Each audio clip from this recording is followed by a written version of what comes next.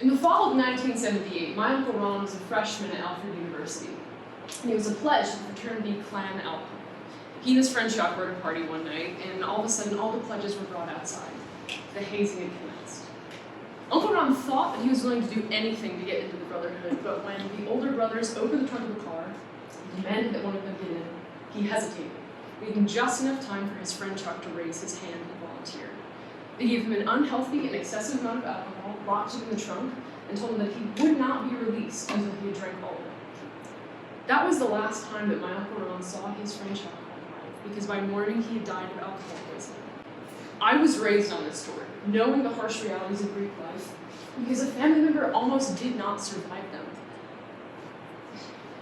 While I knew that digging deeper for this presentation would unearth an even clearer view, I was not prepared for the opinion that I would come away with. Not only do I now believe that Greek life is inherently more sinister than you might believe, but it has no reason to exist at all. This may seem extreme, this may even make you uncomfortable. As a college student, I understand the thought of getting rid of this very American institution might seem like too drastic of a measure, but we're the ones at this very moment who are closest to the danger. Maybe your friends are joining sororities and fraternities. Maybe you're involved in one yourself. Belmont might be able to provide you with one of the safer experiences of the nation, but I urge you to reconsider the tragic role that Greek life often plays and ask yourself, is it worth it? I firmly believe it is not. So let's get into it. Today we'll be discussing the politics and tragedies interwoven into these environments, why reform does nothing to help them, and what we can do to prevent further harm from being committed by Greek life. To put it simply, Greek life is generally rooted in exclusion, tradition, and secrecy. Intramurals might accept people based on skill level. Honors colleges pick based on academic performance. And as many students are understanding now, Greek life is generally grounded in classism and elitism. A series of Princeton studies, who are one of the only organizations who willingly publish information on their Greek life organizations, in conjunction with the Century Foundation, shows that 5% of Greek members were part of the lower or middle class. Almost a quarter were legacies, and over 60% came from private high schools. So Greek life is billed as social clubs for belonging, but in reality, they are breeding pits for the worst parts of college privilege. Alongside this privilege comes a bizarre sense of tradition that manifests itself often in offenses ranging from misbehavior to criminal acts, as Kaylee Ouellette states in the University of Alberta's In Both Journal.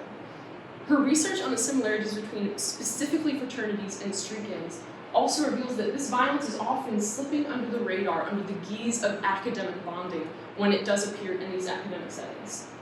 Both students and administrators alike contribute to this environment of secrecy, as this became abundantly clear to Vanderbilt students in 2020 as they attempted to push their Greek life off campus.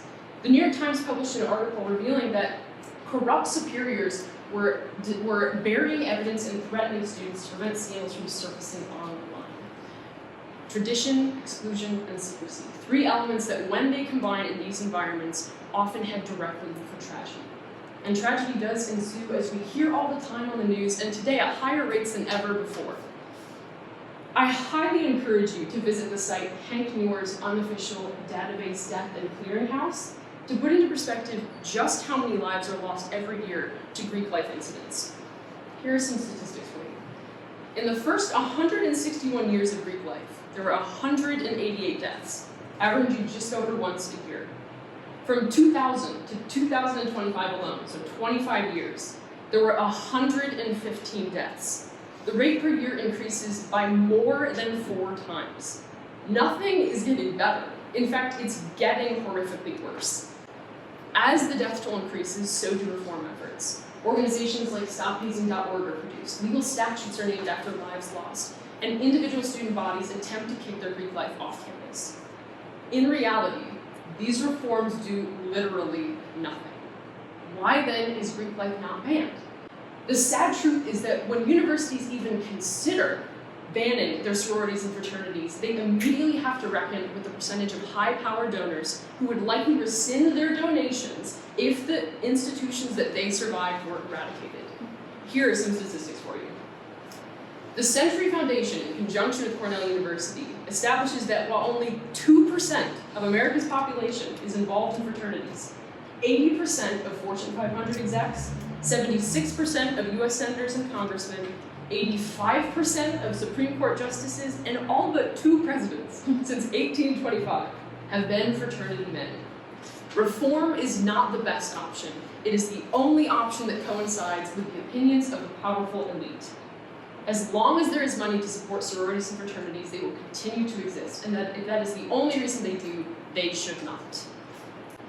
Now that you know the severity of this situation, what can we do?